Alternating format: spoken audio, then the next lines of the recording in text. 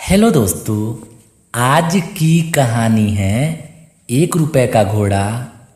एक बार की बात है जब तेनालीराम महाराज पर किसी बात पर नाराज होने के कारण कई दिनों से दरबार में नहीं जा रहे थे और वह बहुत गरीब हो गए थे। इस बात से उनकी पत्नी रमा बहुत दुखी थी। एक दिन जब तेनालीराम घर पर नहीं थे तब एक बहुत ही बड़े तपस्वी तेनालीराम के घर पर आए, जिनका नाम था स्वामी ब्रह्मानंद।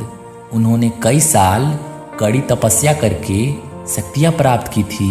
तपस्वी जी से मिलकर तेनालीराम की पत्नी रमा बहुत प्रभावित हुई और उसने सोचा, यह तो बहुत ही पहुँचे हुए तपस्वी लगते हैं। इनके कदम मेरे घर में पड़ते ही मेरा घर पहले की तरह खुशियों से भर जाएगा। मुझे इनकी अच्छी सेवा करनी चाहिए। रमा ने कुछ पकवान बनाए और तपस्वी जी को स्वादिष्ट भोजन करवाया और उनकी अच्छा सेवा की, जिससे वह तपस्वी बहुत खुश हुए और वह जाते जाते रमा से बोले, बेटी, तुम्हारी सेवा से मैं बहुत खुश हुआ हूँ। मैं तुम्हें यह चमत्कारी जल देता हूँ। सुबह के समय सबसे पहले इस जल से शिव जी का अभिषेक करना। इससे तुम्हारी सारी मनोकामनाएं पूरी होंगी। लेकिन एक बात याद रहे कि शिव अभिषेक से पहले इस जल का एक बूंद भी जमीन में नहीं गिरना चाहिए, नहीं तो इसका बुरा असर तुम पर पड़ेगा। अगली सुबह जब तेनालीराम सो रहा था तब रमा भोर के समय शिव जी का अभिषेक करने के लिए जल लेने जाती है और वह हैरान हो जाती है जब उसने देखा कि लौटे का सारा जल जमीन पर गिरा है। रमा बहुत दुखी हुई। रमा ने यह बात तेनालीराम को नहीं बताई और कुछ दिन बाद ही वह बहुत बीमार रहने लगी। अचानक अपनी पत्नी को इतना बीमार देख तेनालीराम बहुत परेशान हो गया। तब रमा ने तेनालीराम को सारी बात बताई। रमा की बात सुनकर तेनालीराम इस समस्या का कोई उपाय सोचने लगे। अगले दिन तेनालीराम उस महात्मा को ढूंढते हुए एक मंदिर में पहुँचे, जहाँ वह महात्मा भगवान की साधना कर रहे थे। तेनालीराम उनके पास गए और बोले, प्रणाम महात्मा। तपस्वी ने अपनी आंखें खोली और बोले, कौन हो तुम? तेनालीराम ने कहा, मेरा नाम तेनाली है, मुझे आपकी मदद की ज़रूरत है। तपस्वी बोले, मैं तुम्हारी क्या मदद कर सकता हूँ? तेनालीराम ने कहा, मैं उसी औरत का पति हूँ जिसे आपने शिव अभिषेक करने के लिए वह चमत्कारी जल दिया था। लेकिन महात्मा, वह सारा जल शिव अभिषेक से पहले गिर गया और अब मेरी पत्नी बहुत बीमार है। तपस्वी ने कहा, मैंने तो उससे कहा था कि उस चमत्कारी जल का एक भी बूंद व्यर्थ नहीं होना चाहिए, नहीं तो बहुत बुरा होगा। अब तो इसका एक ही उपाय है कि तुम 11 ब्राह्मणों को भोज कराकर उन्हें कुछ दान करो, तभी तुम्हारी पत्नी ठीक होगी।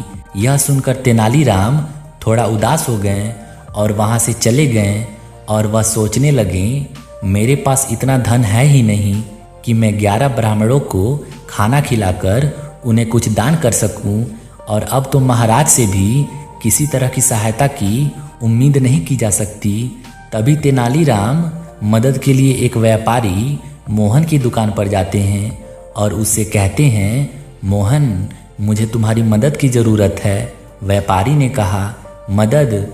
मैं भला तुम्हारी क्या मदद कर सकता हूँ? मोहन, मुझे 100 सोने की मोहरों की ज़रूरत है। क्या तुम मुझे थोड़े दिनों के लिए उधार दे सकती हो? व्यापारी ने कहा, 100 सोने की मोहरें? यह तो बहुत ज़्यादा हैं। मोहन सोचने लगता है, यह सही मौका है तेनालीराम को उपहार में मिले उस सफ़ेद घोड़े को हथियाने का। व्यापारी तेनालीराम को 100 सोने की मोहरें देने के लिए मान गया, लेकिन व्यापारी ने एक शर्त रखी कि तेनाली के पास जो सफ़ेद घोड़ा है वह उसे बाजार में बेच देगा और वह घोड़ा जितने में बिकेगा तेनाली वह सारे पैसे उसे देकर उसका कर्जा चुकाएगा।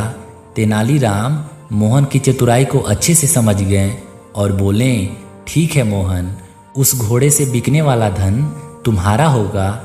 यह सुन मोहन बहुत खुश हो जाता है और वह तेनालीराम को 100 सोने के सिक्के दे देता है। तेनालीराम सिक्के लेकर वहां से चले जाते हैं। तेनालीराम घर पहुंचकर सभी ब्राह्मणों सहित उस तपस्वी को बुलाते हैं और उन्हें स्वादिष्ट खाना खिलाते हैं। सभी ब्राह्मण तेनाली की सेवा से बहुत खुश होते हैं और वह सभी भगवान शिव से तेनाली की पत्नी के जल्द ठीक होने की प्रार्थना करते हैं और वहां से चले जाते हैं। थोड़े दिन बाद तेनाली की पत्नी रमा की तबीयत एकदम ठीक हो जाती है। तेनालीराम बहुत खुश हो जाता है। एक दिन मोहन तेनालीराम के घर आता है। मोहन तेनालीराम को दिए हुए उधार सोने के सिक्कों को वापस मांगते हुए कहता है, तेनालीराम, अब तो काफ़ी दिन गुजर गए तुम्हें उधार लिए हुए। तुम्हें अपना वादा तो याद है ना? तेनालीराम ने कहा, हाँ हाँ मोहन, मुझे मेरा वादा याद है। तुम रुको, मैं घोड़ा लेकर आता हूँ। हम सभी इसे बाजार में बेचने चलते हैं। तेनालीराम घोड़ा और पिंजड़े में एक खरगोश लेकर मोहन की तरफ बाजार की ओर चल देते हैं। यह सोचकर मोहन बहुत खुश था कि घोड़ा कम से कम 3000 सोने के सिक्कों में बिकेगा और मोहन को कई ज़्यादा मुनाफा होगा।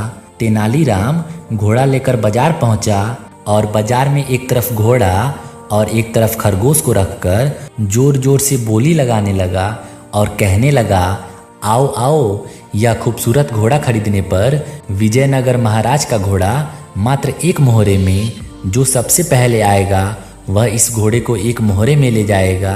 1 मोहर में राजा का घोड़ा बिकने की बात सुनकर तेनालीराम के आसपास खरीदारों की भीड़ जमा हो जाती है। तभी एक खरीदार आया और खुशी के साथ बोला, अरे भाई, यह घोड़ा तो मैं ही खरीदूंगा, यह लो 1 मोहरा। तेनालीराम ने कहा, यह शानदार घोड़ा तुम्हें 1 मोहर में जरूर मिलेगा, लेकिन उसके लिए तुम्हें इस घोड़े के साथ 3000 मोहरे में यह खरगोश भी खरीदना होगा, तो तुम यह घोड़ा मात्र 1 मोहरे में ले जा सकते हो। उस खरगोश की इतनी ज़्यादा कीमत सुनकर वह आदमी वहाँ से चला जाता है। तभी एक दूसरा अमीर व्यापारी तेनालीराम की बात सुनकर उसके पास आता है।